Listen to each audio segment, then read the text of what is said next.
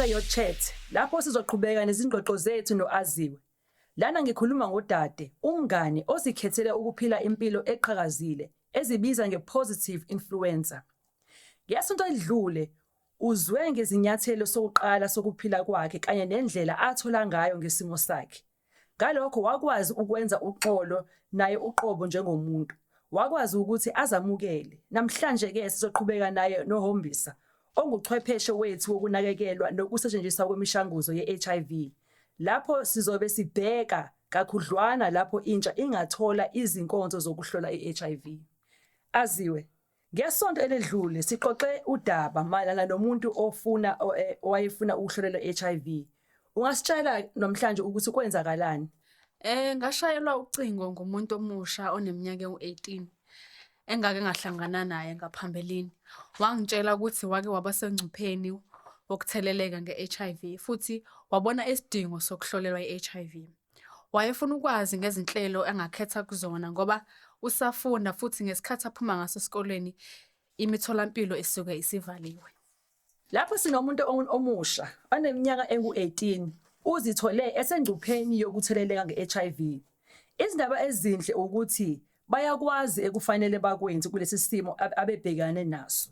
Bayazi ukuthi abakwenzile kubabeke engcupheni, ngakho bafuna ukuthatha isinyathelo bayohlolela i-HIV. Hombisa, kungani kufanele umuntu ahlolele i-HIV?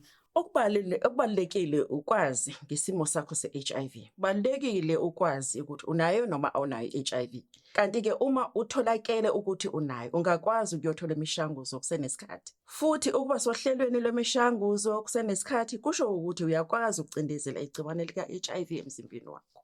Yiziphi izindlela ongakhetha zokuhlolela i-HIV? Mhlawumbe ngingabuza uAziwe. Kwenzakalani ngalowo muntu lo owayekade ekushayele ucingo? Ngenxa yokuthi uphuma esikoleni ngo4:30, kwadingeka sibe nenye indlela yokuthi ahlolelwe i-HIV. Sahamba-ke saya e-mall, sayothenga i-HIV self-screening kit. Sagoduka nayo, ilapho-ke esafike sayisebenzisa khona. Engikuthandayo ngendawo yasemtholampilo yokuhlolela i-HIV ukuthi uthola ukwelulekwa, uthole nokwesekwa, futhi ngeke uzizwe uwedwa. Kodwa kuzwakala sengathi uyakwazi ukukhetha uhlelo lokuzihlola lapho ungangena ekhemisi uzitholele lokho kozihlola ngakho wena uqobo. Okungaba inkinga kungaba ukuthi mhlawumbe lowo muntu bengeke abe nomuntu onjengawe abekade ezoba naye. Ngiyakwazi ukuthi uqeqeshelwe ukwelulekwa nokuhlolela i-HIV, yingakho ukwazile ukumeseka. Hombisa, ingabe intsha yethu ingafinyelela kanjani uma ifuna ukuhlolela i-HIV?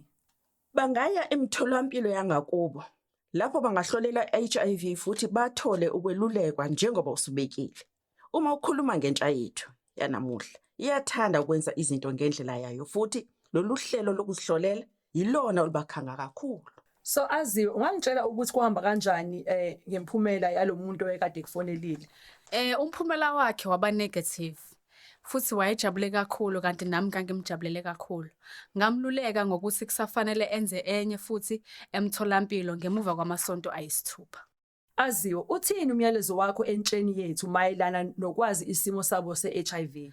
Esona simo esibi kakhulu ukuhlala ungazazi. Uma usazi isimo sakho uyakwazi ukwenza isinqumo ngempilo yakho. Ngisho ukuthi uhlaba umuntu owodwa kuphela, yilokho okudingekayo. Iyo Chats ididiyelwe iZoe Life, iSouth African NGO. Uma udinga ulwazi ngamanye ama-projects esiwenzayo, sicela usisendele umyalezo ku info@zoe-life.co.za.